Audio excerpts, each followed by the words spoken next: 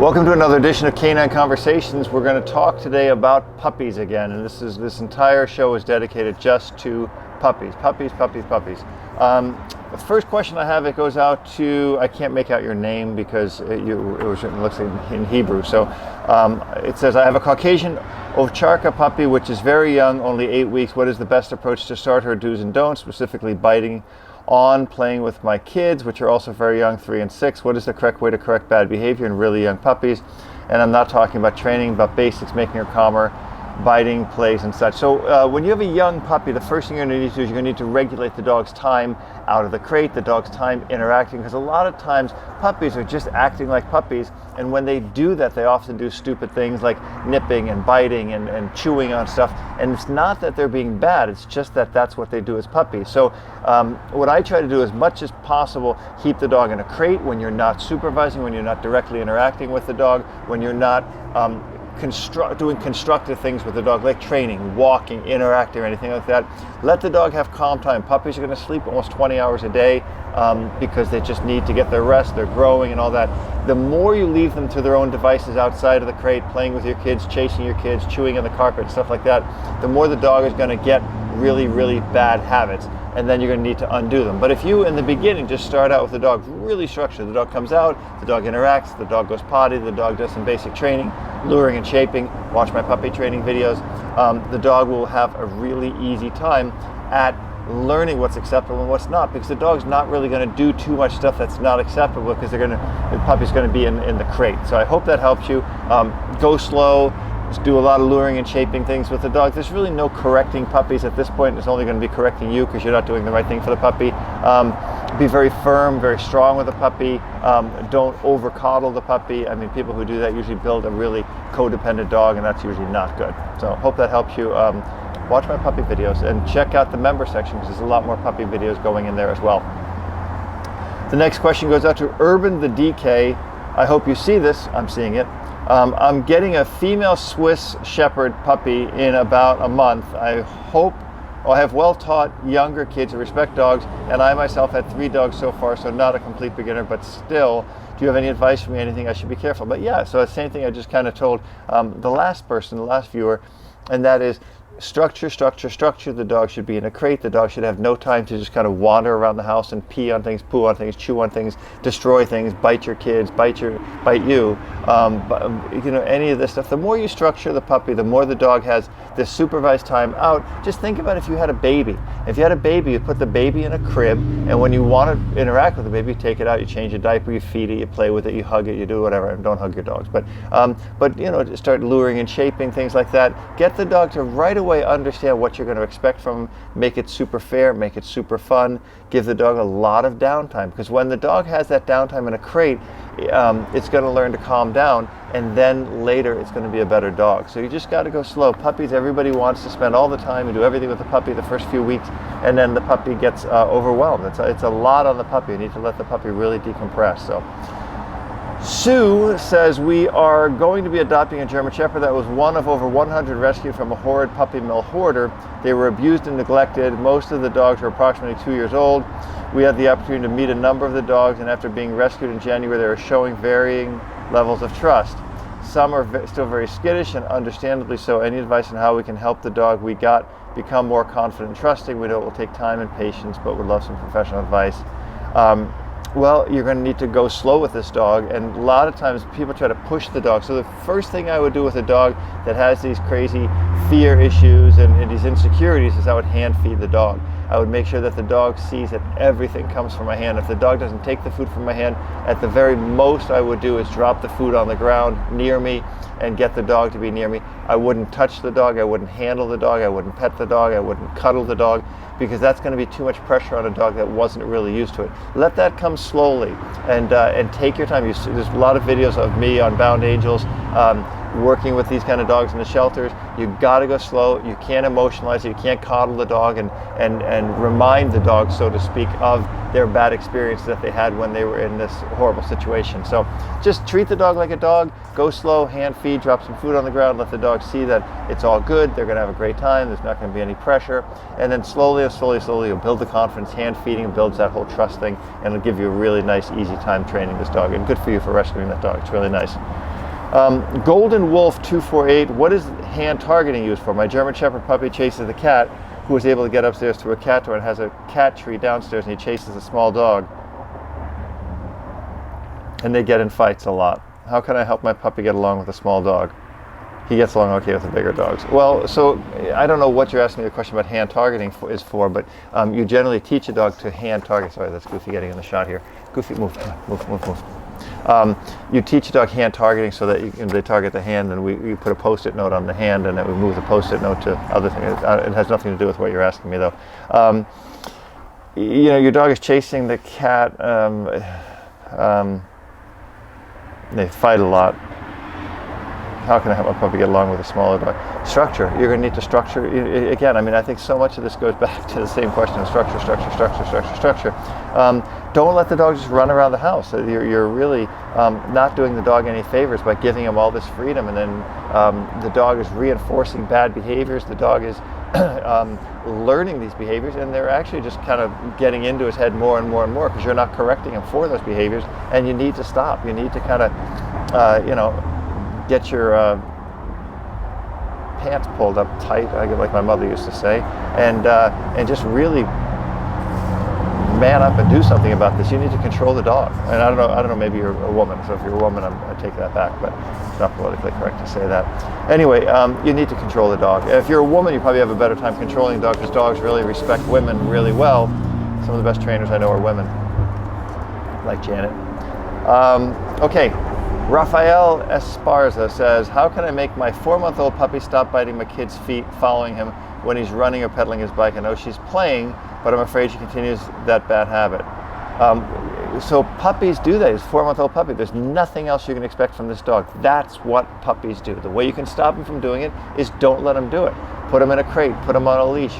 You need to be more interesting. So your kid, I don't know how old your kid is, but the fact that he's pedaling a bike and doing all these fun things and riding and moving and doing all that, how can your puppy not think that's great? That's the greatest thing in the world for a puppy, but you need to kind of control the puppy and make sure the puppy learns to be calm, because if you don't, it'll get worse. And as this dog gets older and older, and I don't know what kind of dog it is, but if it has this kind of prey drive, it's going to knock a kid down or take a kid down on a bike, and then you're going to have a lawsuit and you're going to be putting the dog down. So structure. That's the theme of this Canine Conversations is structure for your puppy. Next question goes out to Puppy Cakes. My puppy is trained to sit and stay before we cross the road, but whenever I say let's go, he takes off with excitement. How do I stop this? Super simple, Puppy Cakes. You're making too much excitement out of the command let's go. So you probably say sit, let's go. And that let's go, like even Maya just looked up at me, she's ready to kind of jump up and do something. So what you want to do is get the dog, obviously don't do it on a street corner because it's very dangerous, but get the dog to stop somewhere, sit, and then go, okay, let's go. Use a calmer voice to release the dog than you're using, more than likely, your excitability is probably triggering the dog's excitability. Try a different command, say, move forward, I don't know, you make up something. But use a calmer tone, and if the dog jumps ahead still, then you're going to need to go, no, make it about turn, 180-degree about turn, and start again. So you're just going to need to make sure the dog understands, What I use the word easy. So I use the word easy or German langsam, which both, mean, langsam means slowly, because easy, I think, is easy in German too. Well, actually, easy is einfach. And everybody's always asking me why I speak German with my dog, so I'm going to answer that here. German was my first language. It's the first time, I've seen dogs trained. They're all in German. German was my first language. I'm German, so I'm allowed to speak German to my dog. I'm allowed to speak Portuguese to my dog too, because that is my father's language, but I don't speak Portuguese, so I don't do that. Talon Osterhout Delay. I was wondering if you could do a video about working with more than one dog at a time during training. I have one dog that's very well trained, but a puppy that is 100% reliable when training alone, but only about 50% when my other dogs are. First of all, if you have a puppy that's 100% reliable when training alone, you have the most amazing puppy in the world, because I've never seen a puppy that's 100% reliable. And if it's 50% when your other dog is there, it's going to really come up to the thought of you're going to need to make a conscious decision here of how much are you willing, does the other dog interfere with your puppy? And if he doesn't, then you can use that dog as a proofing dog and get your puppy around there. And when the puppy is not reliable, correct the dog. Make sure both dogs are on the line, and make sure that you correct the puppy for not doing the right things. Make sure the puppy understands he has to pay attention to you, and I think that's a great skill. I mean, I can do it with Maya and Goofy, and we do it with Dwayne and Jimmy all the time. But make sure the puppy if the puppy's 100% reliable when training alone, then that's the time to start introducing the older dog. And I'm hoping that the older dog is reliable too. You didn't say anything about that. Okay, this one says original, so I don't know if your name is original or it's an original message, but it says, what I fail to find a proper answer for is how much obedience to expect from a puppy or young dog. Mine is about 7 months old now, and she's still very excited when seeing other dogs. Any form of focus is lost, and even people, if they start engaging in a happy manner, otherwise that's fine by now. Taking focused healing, for example, should she be able to nail it given a proper training already, or sloppiness or age still? I did hear somewhere that dogs under a year are too young and playful to expect proper obedience, and I think you're absolutely 100% right on that. Under a year, you shouldn't expect perfect obedience. You're going to have some screw-ups. You're going to have some mistakes. Let the dog learn and let the dog make those mistakes. I mean, correct the mistakes, but don't expect perfection right here, because you're putting way too much structure on the dog for the dog to really get it. So I don't know what kind of breed. You didn't tell me that, 7 months old. But what you might be expecting too much, and when you do that, sometimes you crush the spirit of the dog, and then you end up with a dog that will do obedience, but do it in a very dismissive or dismayed kind of, poor, pitiful me kind of way. You don't want that. You want the dog to be very, very happy. So at 7 months old, Dwayne's a year. He still has his little things. He still screws up and busts loose out of a sit or something like that. And we just correct him. No, get over here, sit. And we just do it over and over again. And the dog doesn't really get a reward until he does what we want him to do. So up to a year, or 15, 16 months or something like that, I would totally expect it. And then I would start really cracking down on the obedience. But don't overdo it on your dog. It's just not fair to the dog. Sandra Mallory says, I love your videos. I'm glad you do, Sandra. That's very nice. I just received the Martingale breakaway collar from Let There Be Collars. Good. That's a very good company. And it's working great for a 2-year-old lab. We now have a 4-month-old lab puppy. He is currently on a harness to walk. At what age would you recommend switching him to a Martingale? I walk both dogs using a double leash, and the puppy pulls with harness. So puppy's going to pull with a harness. Harness creates pulling. We already know that. At 4 months old, you can put him on a little Martingale. I don't think it's a bad idea. The harness is just going to keep creating this pulling. I wouldn't walk him on a double leash if you're talking about one of those leashes that has the splitter on it like that. I don't like those. I would first of all take the puppy and the dog on separate walks, because I think it's still important. Actually, Janet and I were talking about that today. Even with Goofy and Maya, I take them on separate walks, because first of all, it bonds me with them independently. They have each other in the house and all that. That's great. But you need to have an independent bond with each dog, and you need to make sure that the dogs understand what the proper structure is. So if you have them together, any kind of bad behavior is going to bounce back and forth off of each of the other dogs. So I would not do that. So but yeah, the Martingale you can put on and just get one. They're totally adjustable, so that you shouldn't have a problem with it. And if the dog doesn't like it, start to get him more used to it. Like, keep him on the harness, let him wear the Martingale, slowly move him into the Martingale. I don't think you have a problem with it. We put Dwayne on a Martingale right around that time, 3-4 months. 3001 Daza, a little confused. You say this dog should be socialized in the 8 to 16 week window, but how can you do this if the dog hasn't had all its shots? Great question, by the way. I don't want my puppy to catch anything. Just curious how I would socialize her safely without potentially exposing her. Loving your channel. Great.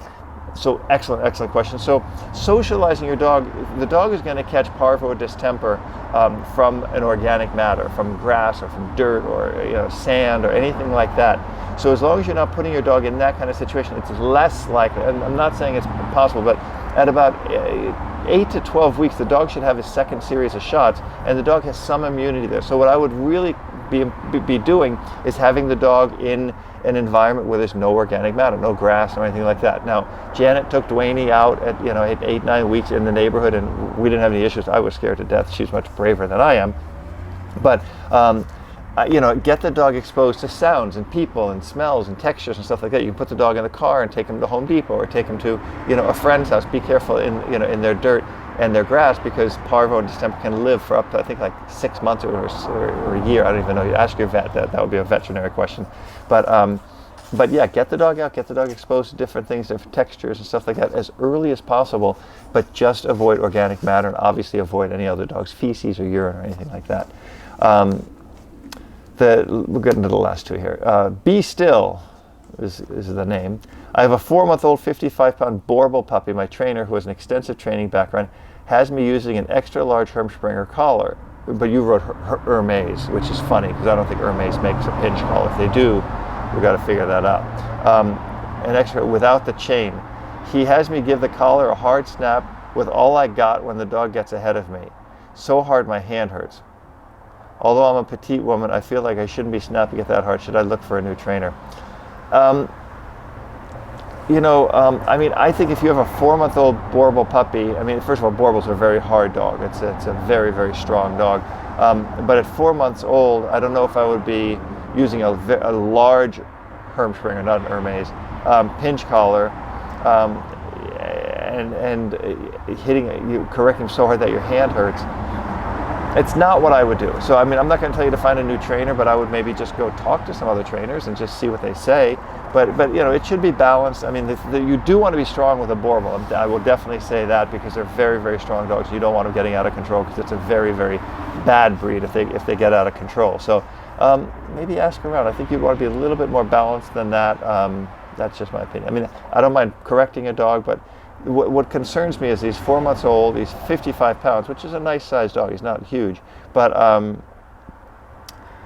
just the fact that you're using an extra large pinch collar with a 55-pound dog, Goofy and Maya are 60 to 70 pounds, and they're using the small one, the 2.25 millimeter. So anyway, just that's what I would do. And the last question I've got here is from Mr. Knowledge Center. So I don't know what that means, but there's a bunch of questions. I'm going to bang these out really quick. Please, when you send me and ask me anything, keep it limited to one question and keep them short, because the other ones I just have to delete. I can't sort through them. I've got hundreds and hundreds of questions. Mr. Knowledge Center says, I'm planning adopting a dog. Please answer the following questions. Which breed will I adopt? German Shepherd, Labrador, Belgian Malinois, or with my 6 family members' family? I'd go for the Lab. What is the way to keep dog in house, in the cage, or freely in the house, day, nighttime, in the crate? In which time I used dog to potty? I know English is probably your second language, which is better than me, because with my first language being English, I still screw up, but it's very hard to read your questions.